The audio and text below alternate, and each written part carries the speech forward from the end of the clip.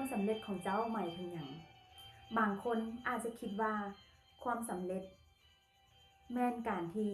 มียอดไลค์ยอดแชร์ยอด follow ยอด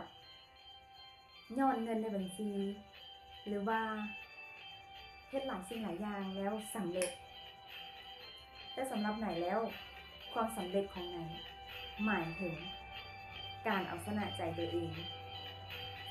ถ้าสมมติว่ามื้อนี้มีมหาเศรษฐีที่สำเร็จเขาจะสามารถมีเงินหลายที่สุดแต่เขาจะบ่รู้ว่าเขาจะเอาเงินก้อนนั้นไปเฮ็ดอีหยังเขายังบ่รู้ว่าความสำเร็จของเขามันเป็นอีหยังและเขายังบ่รู้ว่าความสุขของเขามันอีหยัง